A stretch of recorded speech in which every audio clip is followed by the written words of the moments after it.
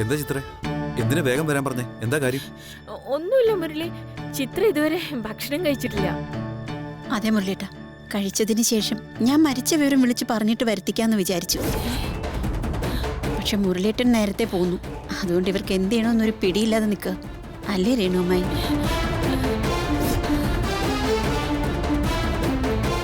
എന്താ ഇത് ചിത്രേ, നീ എന്തൊക്കെ പുലമ്പുന്നേ? സത്യമാ പറഞ്ഞത്. ഇവരെന്നെ കൊല്ലാൻ പ്ലാൻ ചെയ്തു. എനിക്ക് വേണ്ടി അവിടെ ഉണ്ടാക്കി വെച്ചിരിക്കുന്ന ഭക്ഷണത്തിനകത്ത് വിഷമുണ്ട്. നിങ്ങളുടെ ചിറ്റ ഭക്ഷണത്തിനകത്ത് വിഷം കലർത്തുന്നത് ഞാൻ എന്റെ കണ്ണുകൊണ്ട് കണ്ടതാ. എന്താ ചിത്ര ഇത്? ഇങ്ങനെയൊക്കെ ചേച്ചിയുടെ മേലെ ഇത്രയും വലിയ പഴി ചാരാമോ? ചുമ്മാ പറഞ്ഞതല്ല, നടന്ന സത്യമാ ഞാൻ പറയുന്നത്. കഴിച്ച് തെളിയിച്ചു തരാനുള്ള വെട്ടിത്തൊന്നും എനിക്കില്ല. ആ ഭക്ഷണ പദാർത്ഥങ്ങളെ ടെസ്റ്റിന് കൊടുത്താൽ സത്യം എന്താന്ന് മനസ്സിലാവും. അപ്പൊ ഞാനായിരിക്കും വിഡ്ഢിയല്ലേ? എന്റെ ചിറ്റയെ ഒട്ടും അവിശ്വസിക്കാതെ പൂർണ്ണമായി വിശ്വസിക്കുന്ന ഒരു പരമവിഡ്ഢി. എന്റെ ചിറ്റയുടെ മേലെ നീ കുറ്റം ചാർത്തുമ്പോ അത് കേട്ട് ഞാൻ മിണ്ടാതെ നിൽക്കുന്നില്ലേ? എന്നിട്ട് ഞാൻ നിന്നോടൊന്നും പറയുന്നുമില്ല. നീ നോക്ക് ചിത്രേ, എപ്പോ നീ എന്റെ ചിറ്റയുടെ മേലെ ഇങ്ങനെ ഒരു കുറ്റം ആരോപിച്ചുവോ, അത് കേട്ടിട്ട് ഞാനിങ്ങനെ മിണ്ടാതിരിക്കുന്നതിനേക്കാൾ നല്ലത് ആ വിളമ്പി വെച്ച ഭക്ഷണം ഞാൻ തന്നെ കഴിച്ച് എന്റെ ചിറ്റ അങ്ങനെ ചെയ്യോ ഇല്ലെന്ന് നിനക്ക് കാണിച്ചു തരാം. കാണിച്ചിട്ട് എനിക്ക് ആഹാരം വിളമ്പ്. മുരളിയേട്ടാ, മുരളിയേട്ടാ വേണ്ട. മുരളിയേട്ടാ, മുരളിയേട്ടാ പറയുന്ന കേക്ക് മുരളിയേട്ടാ. ഇങ്ങനെയൊരു വിഷപരീക്ഷണം വേണ്ട. സത്യമായിട്ടും പറയാ, ഇതിനകത്തൊക്കെ വിഷം കലർത്തി. ദയവ് ചെയ്ത് നീ ഇങ്ങനെ സത്യം ചെയ്യൽ നിർത്ത്. ഇപ്പൊ ഈ സത്യം ചെയ്യൽ കേട്ട് കേട്ട് ഞാൻ മടുത്തു. എനിക്കിപ്പോ നീ പറയുന്നതിൽ വിശ്വാസമില്ല. എന്റെ ചിറ്റ അങ്ങനെ ചെയ്യില്ല എന്ന് നിന്റെ മുമ്പിൽ തെളിയിക്കണമെങ്കിൽ എനിക്കിത് കഴിച്ചേ മതിയാകും. മുരളിയേട്ടാ വേണ്ട, ഞാൻ പറയുന്ന കേക്ക്. എന്താ മുരളിയേട്ടാ ഇത്? കഴിക്കരുത്. ആഹാരം വിളമ്പാൻ പറഞ്ഞത് കേട്ടില്ലേ? വിളമ്പിത്തരാം. മുരളീകൃഷ്ണ,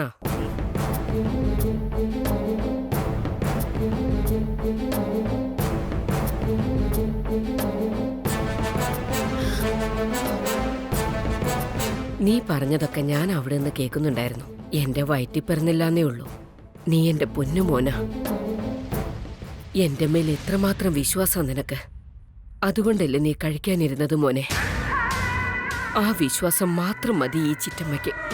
ഈ നിമിഷം തന്നെ സന്തോഷത്തോടെ എന്റെ ജീവൻ അങ്ങ് പോയാ മതിയായിരുന്നു മോനെ. എന്താ ചിറ്റ ഇത്? ഞാൻ ശരിക്കും ഒരു അമ്മയായിന്ന് തോന്നുന്നത് ഇപ്പൊ നിന്റെ അടുത്ത് നിൽക്കുമ്പോഴാ മോനെ. മോൻ ഒന്നിനും ബുദ്ധിമുട്ടരുത്. അവള് കുറ്റം ആരോപിച്ചത് എന്റെ നേർക്കാണല്ലോ. എന്റെ മേലുള്ള ആ ആരോപണം ഞാൻ തന്നെയല്ലേ ചുമക്കേണ്ടത്. അതുകൊണ്ട് ഞാൻ കഴിക്കാം മോനെ. അത് വേണ്ട ചിറ്റ. നിന്റെ ഭാര്യ തന്നെ വിളമ്പി തരട്ടെ. ഞാൻ ഈ ഭക്ഷണം മുഴുവൻ കഴിക്കും. ചിറ്റെ, അവൾ അങ്ങനെ പറഞ്ഞു നോർത്ത് ചിറ്റ കഴിച്ചു കാണിക്കേണ്ട കാര്യമൊന്നുമില്ല. പോട്ടെ മോനെ, അവൾ എന്തു വേണമെങ്കിലും പറഞ്ഞോട്ടെ. അതിനെക്കുറിച്ചൊന്നും നീ ശ്രദ്ധിക്കണ്ട. ഞാൻ കഴിക്കാം മോനെ. നീ ഇങ്ങോട്ട് മാറി നിൽക്കട മോനെ. എന്നാ ഒന്ന് വിളമ്പി തരുമോ മോളെ?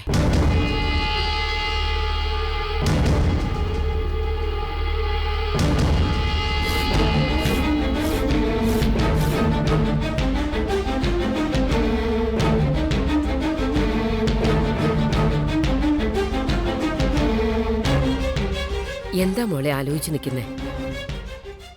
വിളമ്പിത്താ.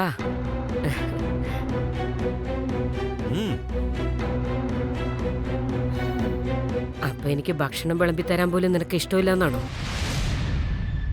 ശരി, സാരമില്ല, ഞാൻ തന്നെ എടുത്ത് കഴിച്ചോളാം. ഇതിലല്ലേ വിഷം കലർത്തിയിരിക്കുന്നേ? ഇതിലും വിഷമുണ്ടല്ലേ മോളെ?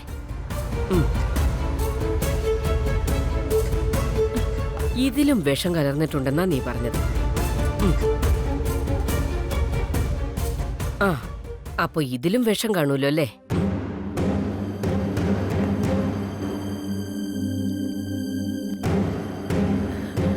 ഈ ഭക്ഷണ സാധനങ്ങൾ ഗർഭിണിയായതുകൊണ്ട് നിനക്ക് വേണ്ടി ഞാൻ ഇഷ്ടത്തോടെ ഉണ്ടാക്കി വെച്ചതാ. എന്നിട്ട് ഇതിലൊക്കെ ഞാൻ വിഷം കലർത്തിയെന്നല്ലേ നീ പറഞ്ഞത്?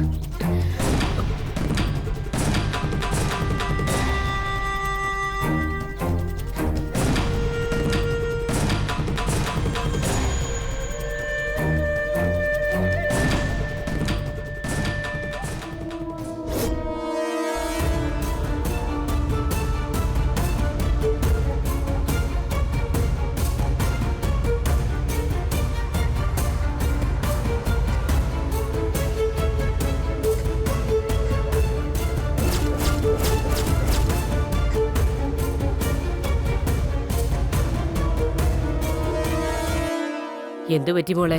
ഇപ്പോഴെങ്കിലും നിന്റെ സംശയങ്ങളൊക്കെ മാറിയോ? വിഷം കലർന്ന ഭക്ഷണം ഞാൻ മുഴുവനും കഴിച്ചു. എനിക്കൊന്നും പറ്റിയിട്ടില്ല. ചിത്രേ, ഇങ്ങനെ ഒരു പഴി നീ എന്റെ ചിറ്റയുടെ മേലെ ആരോപിച്ചതുകൊണ്ട് ഇനി നീ ഇവിടെ നിൽക്കുന്നതിൽ വലിയ അർത്ഥമൊന്നുമില്ല.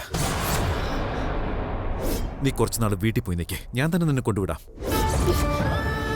നീ ഇവിടെ ഉള്ളപ്പോ ഈ വീട് ശരിക്കും എനിക്ക് ഒരു നരകം പോലെ തോന്നുന്നു. എന്തു പറ്റി മുരളി?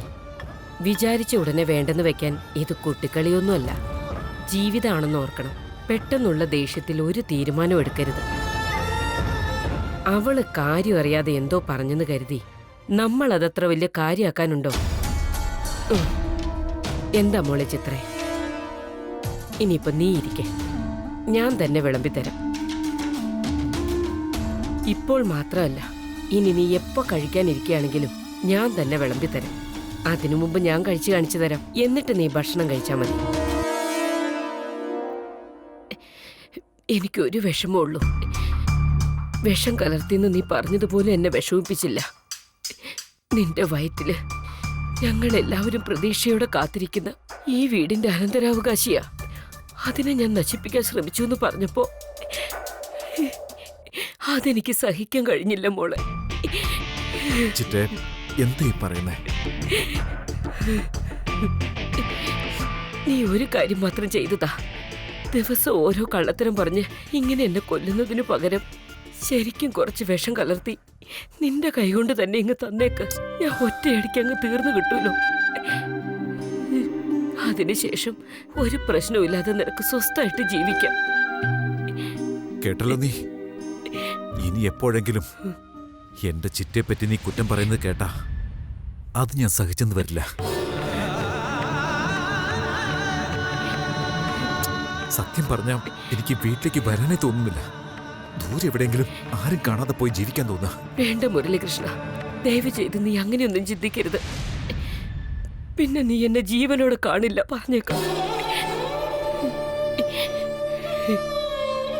തകർന്നു പോകേണ്ട സമയത്ത് സമാധാനപ്പെടുത്തുന്ന കണ്ടോ? നീ മനസ്സിലാക്കണം, ഇങ്ങനെയാണ് എന്നും എപ്പോഴും എന്റെ ചിറ്റ.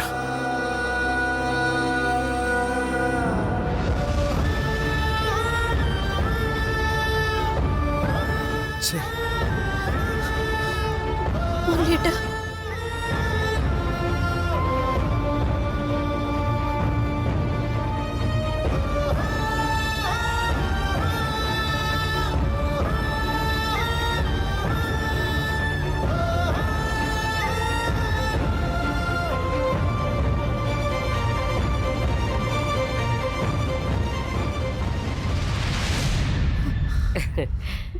എന്താടി, പന്തയം വെച്ചതാണല്ലോ. എന്നെ കൊണ്ടൊന്നും ചെയ്യാൻ പറ്റില്ലെന്നും പറഞ്ഞ് എനിക്ക് എന്തൊക്കെ ചെയ്യാൻ പറ്റൂന്നുള്ളത് ഇപ്പൊ മനസ്സിലായോ? ഇനിയും ധാരാളം കാര്യങ്ങളുണ്ട്. പക്ഷേ അതൊക്കെ സഹിക്കാനുള്ള ശക്തി ഉണ്ടോന്നുള്ളതാ. ഇനി ഒരിക്കലും മുരളി നിന്നെ വിശ്വസിക്കാനേ പോണില്ല. നീ പറയുന്ന ഓരോ സത്യവും അവന്റെ ചെവിയിൽ കള്ളമായിട്ടേ കേൾക്കും. അവൻ അങ്ങനെയാ. ഈ നിമിഷം തന്നെ ഞാൻ അവനോട് എന്റെ കൈകൊണ്ട് തന്നെ നിന്നെ കൊന്നിട്ട് നീ പോയതും അവള് ചത്തുപോയി മുരളിയെന്ന് പറഞ്ഞ ഒരക്ഷരം മിണ്ടാതെ അവൻ നിൽക്കും.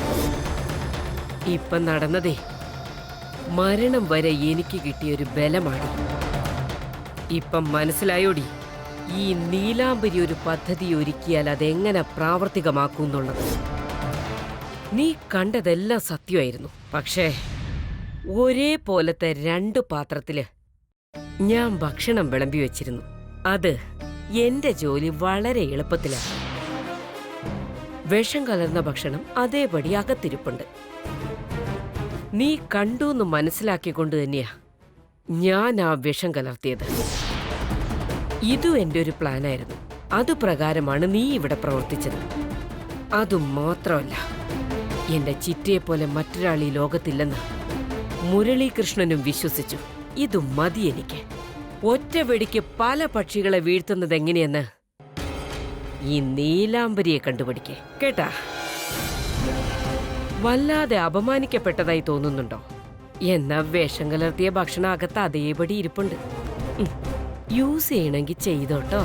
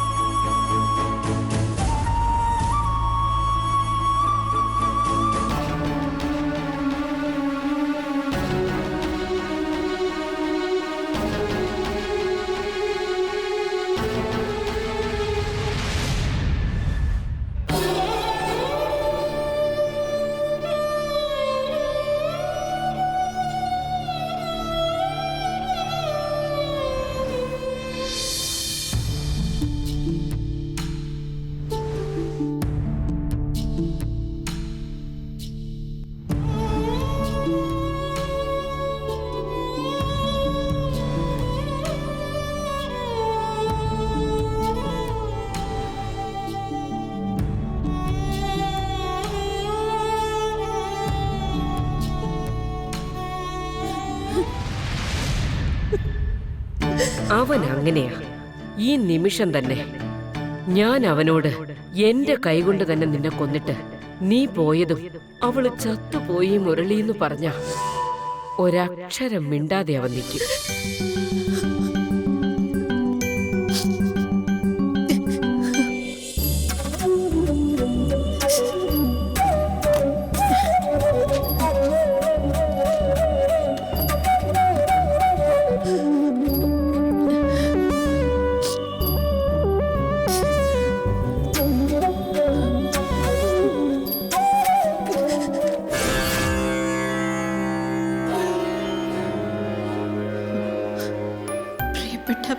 മുരളിയേട്ടൻ അറിയുന്നതിനായി ഏട്ടനെ ജീവനോട് സ്നേഹിക്കുന്ന ചിത്രം എഴുതുന്നത് ഇങ്ങനൊരു കത്തെഴുതാനുള്ള അവകാശം പോലും എനിക്കുണ്ടോന്ന് അറിയില്ല മുരളിയേട്ട. നിങ്ങളുടെ മനസ്സിൽ ആ അവകാശം പോലും എനിക്ക് നഷ്ടപ്പെട്ടതായിട്ട് തോന്നി തുടങ്ങിയിരിക്കുന്നു. നമ്മൾ പ്രണയിച്ച നാളുകൾ ഇപ്പോഴാലോചിച്ചാലും അതിനൊരു സുഖമുണ്ട്. അപ്പം നമ്മൾ ഒന്നിച്ചുണ്ടായിരുന്നില്ല, വെവ്വേറെ സ്ഥലങ്ങളിലായിരുന്നു. അതുകൊണ്ട് എപ്പോഴും ഒന്ന് കാണാൻ പറ്റാന്നുള്ള കൊതിയുണ്ടായിരുന്നു. പിരിഞ്ഞിരിക്കാൻ നമ്മളെ കൊണ്ടാവില്ലായിരുന്നു. പക്ഷെ നമ്മുടെ കല്യാണം കഴിഞ്ഞതിന് ശേഷം എപ്പോഴും നമ്മൾ ഒന്നിച്ച് തന്നെ ഉണ്ടായിരുന്നിട്ട് പോലും മാനസികമായി ഒത്തിരി അകന്നു പോയി. അതെന്തുകൊണ്ടാണെന്ന് എനിക്ക് മനസ്സിലാവുന്നില്ല. ചേച്ചി, അവളവിടെ റൂമിൽ കരഞ്ഞോണ്ടിരുന്ന എന്തോ ലെറ്റർ എഴുതിക്കൊണ്ടിരിക്കുക. എഴുതട്ടെ. അത് വെച്ച് ഞാൻ അവളുടെ തലയിലെഴുത്തെഴുതും. ഒത്തിരി സ്വപ്നങ്ങളും ആഗ്രഹങ്ങളും മനസ്സിൽ പേറിക്കൊണ്ടാണ് ആദ്യമായി ഞാൻ ഈ വീട്ടിലേക്ക് കാലടിയെടുത്ത് വെച്ചത്. പക്ഷെ അതൊന്നും നടന്നില്ല.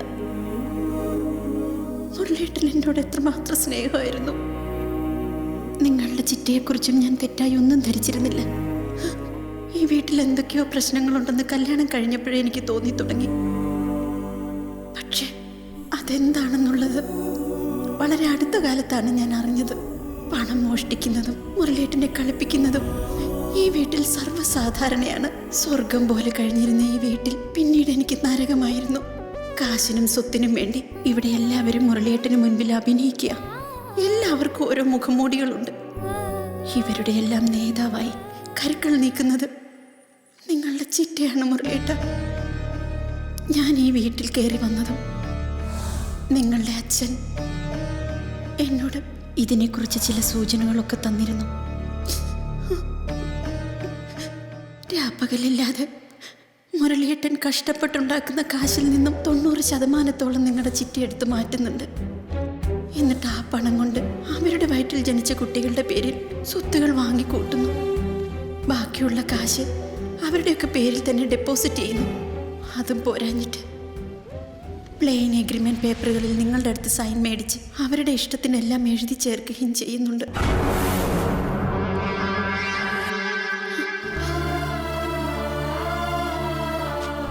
ഇതൊക്കെ മനസ്സിലാക്കുന്നത് വരെ എനിക്കും നിങ്ങളുടെ ചിറ്റയെ അത്രയേറെ വിശ്വാസമായിരുന്നു. അന്നൊരിക്കൽ മഹേഷ് എൻ്റെ അടുത്ത് വന്ന് നിങ്ങളുടെ ചിറ്റ പറഞ്ഞു എന്നും പറഞ്ഞ് ഒരു എഗ്രിമെൻറ്റ് പേപ്പറിൽ സൈൻ ചോദിച്ചിരുന്നു. ആ എഗ്രിമെൻറ്റ് പേപ്പറിൽ മുരളിയേട്ടൻ നേരത്തെ സൈൻ ചെയ്തിട്ടും ഉണ്ടായിരുന്നു. ഞാനും സൈൻ ചെയ്താൽ മാത്രമേ അതിന് വാല്യൂ ഉണ്ടാവുമെന്ന് മഹേഷ് പറഞ്ഞപ്പോൾ എനിക്ക് മനസ്സിലായില്ല. ആ എഗ്രിമെൻറ്റ് പേപ്പർ മഹേഷ് എൻ്റെ കയ്യിൽ ഏൽപ്പിച്ചപ്പോൾ അതിലൊരു കാര്യം ഞാൻ ശ്രദ്ധിച്ചിരുന്നു. മുരളിയേട്ടൻ്റെ പേരിലുണ്ടായിരുന്ന 20 ഏക്കർ സ്ഥലം മഹേഷിൻ്റെ പേരിലേക്കും പുഷ്പലതയുടെ പേരിലേക്കും മാറ്റി എഴുതിയിരുന്നു. മഹേഷ് എൻ്റെ അടുത്ത് വന്ന് നിങ്ങളുടെ ചിറ്റ പറഞ്ഞു എന്നും പറഞ്ഞ് ഒരു എഗ്രിമെൻറ്റ് പേപ്പറിൽ സൈൻ ചോദിച്ചിരുന്നു. ആ എഗ്രിമെൻറ്റ് പേപ്പറിൽ മുരളിയേട്ടൻ നേരത്തെ സൈൻ ചെയ്തിട്ടും ഉണ്ടായിരുന്നു. ഞാനും സൈൻ ചെയ്താൽ മാത്രമേ അതിന് വാല്യൂ ഉണ്ടാവുമെന്ന് മഹേഷ് പറഞ്ഞപ്പോൾ എനിക്ക് മനസ്സിലായില്ല. ആ എഗ്രിമെൻറ്റ് പേപ്പർ മഹേഷ് എൻ്റെ കയ്യിൽ ഏൽപ്പിച്ചപ്പോൾ അതിലൊരു കാര്യം ഞാൻ ശ്രദ്ധിച്ചിരുന്നു. മുരളിയേട്ടൻ്റെ പേരിലുണ്ടായിരുന്ന 20 ഏക്കർ സ്ഥലം മഹേഷിൻ്റെ പേരിലേക്കും പുഷ്പലതയുടെ പേരിലേക്കും മാറ്റി എഴുതിയിരുന്നു. ഞാനത് വായിക്കാൻ തുടങ്ങിയെന്നറിഞ്ഞപ്പോൾ നിങ്ങളുടെ ചിറ്റ പെട്ടെന്ന് കയറി വന്നു. അത് തട്ടിപ്പറിച്ച് കീറിക്കളഞ്ഞു. നിങ്ങളുടെ ചിറ്റയുടെ റൂമിൽ നിന്ന് രഹസ്യമായിട്ട് ഞാനെടുത്ത പേപ്പേഴ്സ് ഒരു ലോയറുടെ അടുത്ത് കൊണ്ടുപോയി ഞാൻ കാണിച്ചതാണ്. സത്യത്തിൽ അത് കണ്ട് അയാൾ പോലും അത്ഭുതപ്പെട്ടു പോയി. നിന്റെ ഭർത്താവിനെതിരായിട്ട് വലിയ ചതി തന്നെയാണ് നിങ്ങളുടെ കുടുംബത്തിൽ നടക്കുന്നതെന്ന് അയാൾ പറഞ്ഞു. ഞാനത് മുരളിയേട്ടനോട് പറയാൻ ശ്രമിച്ചപ്പോഴാണ് മുരളിയേട്ടൻ ആ പേപ്പേഴ്സ് വാങ്ങിച്ച് കത്തിച്ചു കളഞ്ഞത്. നിങ്ങളുടെ ചിറ്റ ഇവിടുന്ന് പിണങ്ങി ഏതോ അമ്പലത്തിൽ പോയി താമസിച്ചു. പക്ഷെ അതൊക്കെ വെറും അഭിനയം മാത്രമായിരുന്നു. അവർ സത്യത്തിൽ ഒരു ഹോട്ടലിലാണ് താമസിച്ചിരുന്നത്. അതിൻ്റെ എല്ലാ രേഖകളും എൻ്റെ കയ്യിലുണ്ട് മുരളിയേട്ട. നിങ്ങൾ നിങ്ങളുടെ ചിത്രയെ ഒട്ടും വിശ്വസിക്കുന്നില്ല. വിശ്വസിച്ചിരുന്നെങ്കിൽ ഞാൻ കാണിച്ചേന്. എൻ്റെ കൺമുൻപിൽ വെച്ചാണ് അവർ ഭക്ഷണത്തിൽ വിഷം കലർത്തിയത്. എന്നിട്ട് അതേപോലെ മറ്റൊരു പാത്രത്തിൽ വിഷമില്ലാത്ത ഭക്ഷണവും വിളമ്പി വെച്ചു. നിങ്ങൾ കയറി വന്നപ്പോൾ വിഷമില്ലാത്ത ഭക്ഷണമാണ് നിങ്ങളുടെ ചിറ്റ എടുത്ത് കഴിച്ചത്.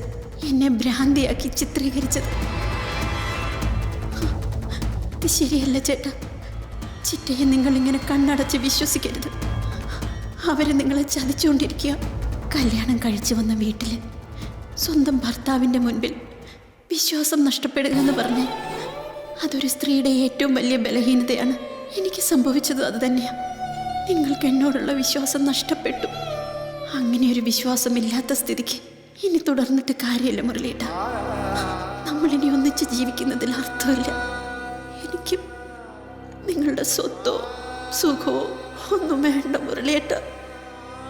ദയവേത് ഉള്ളതെല്ലാം നിങ്ങളുടെ ചിറ്റയ്ക്കും അവരുടെ മക്കൾക്കും എഴുതി കൊടുത്തേക്ക്. എന്നിട്ട് ഇവിടുന്ന് എൻ്റെ കൂടെ പുറത്തേക്ക് വാ. നമുക്ക് ജനിക്കാൻ പോകുന്ന കുഞ്ഞിനോടൊപ്പം ഈ നാട്ടിൽ നിന്ന് തന്നെ പോയി മറ്റെവിടെയെങ്കിലും സ്വസ്ഥമായിട്ട് ജീവിക്കാൻ മുരളിയേട്ട. പുതിയതായിട്ട് ജീവിതം തുടങ്ങാം. നമ്മളിനി ഒന്നിച്ച് ജീവിക്കുന്നതിൽ അർത്ഥമില്ല. എനിക്കും നിങ്ങളുടെ സ്വത്തോ സുഖമോ ഒന്നും വേണ്ട മുരളിയേട്ട. ദയവേത് ഉള്ളതെല്ലാം നിങ്ങളുടെ ചിറ്റയ്ക്കും അവരുടെ മക്കൾക്കും എഴുതി കൊടുത്തേക്ക്. എന്നിട്ട് ഇവിടുന്ന് എൻ്റെ കൂടെ പുറത്തേക്ക് വാ.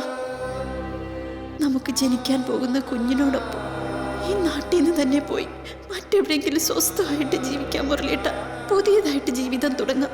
അതിനുവേണ്ടി കഷ്ടപ്പെടാൻ ഞാൻ തയ്യാറാണ് മുരളിയേട്ട. പക്ഷേ ഇക്കാര്യം പറഞ്ഞുകൊണ്ട് സ്വത്തെല്ലാം തന്നേക്കാമെന്ന് അവരോട് പറഞ്ഞ അവരെല്ലാവരും കൂടെ അത് വേണ്ടെന്ന് പറഞ്ഞ് മുരളിയേട്ടൻ്റെ മുൻപിൽ അഭിനയിക്കും. അതൊരിക്കലും വിശ്വസിക്കരുത്. അത് മറികടന്ന് മുരളിയേട്ടൻ എല്ലാം എഴുതി കൊടുത്തേക്ക്. ഇട്ടിരിക്കുന്ന ഷർട്ടും മുണ്ടും മാത്രം മതി മുരളിയേട്ട. ബാക്കിയെല്ലാം ഇവർക്ക് തന്നെ കൊടുത്തേക്ക്. മുരളിയേട്ടൻ എന്നെ മനസ്സിലാക്കി എൻ്റെ അടുത്തേക്ക് വരുന്ന ആ ദിവസം ഇനി ഒത്തിരി ദൂരെയൊന്നുമല്ല. വളരെ പെട്ടെന്ന് തന്നെ അത് സംഭവിക്കും. മുരളിയേട്ട, എനിക്കെൻ്റെ മുരളിയേട്ടനെ വേണം. എൻ്റെ മാത്രം മുരളിയേട്ടനായിട്ട് വേണം. ചതിയും വഞ്ചനയും ഇല്ലാത്ത പുതിയൊരു ലോകത്ത് നമ്മുടെ കുഞ്ഞിനോടൊപ്പം നമുക്ക് ജീവിക്കണം മുരളിയേട്ട. എനിക്ക് കൊതിയാവുന്നു. നമ്മുടെ കുഞ്ഞിന് ചെറുപ്രായം മുതൽക്കേ സ്വത്തും സമ്പത്തും ഒന്നുമല്ല, മനുഷ്യപ്പറ്റാണ് വലുതെന്ന് പഠിപ്പിച്ചു കൊടുക്കണം. ഒത്തിരി സമ്പാദിച്ചു കൂട്ടുന്നതിനേക്കാൾ സന്തോഷത്തോടെ ജീവിക്കുന്നതാണ് പ്രധാനമെന്ന് പറയണം. നമ്മുടെ ജീവിതത്തിലൂടെ നമ്മുടെ കുഞ്ഞിനെ നമ്മളത് പഠിപ്പിച്ചു കൊടുക്കണം. ഞാൻ പോവാം മുരളിയേട്ട. മുരളിയേട്ടൻ എന്നെ തേടി എൻ്റെ വീട്ടിലേക്ക് വരുമെന്ന് ഇപ്പോഴും ഞാൻ പ്രതീക്ഷിക്കുന്നുണ്ട്. എന്നും ആ പ്രതീക്ഷയോടെ മാത്രമായിരിക്കും ഈ ചിത്ര ജീവിക്കുന്നത്.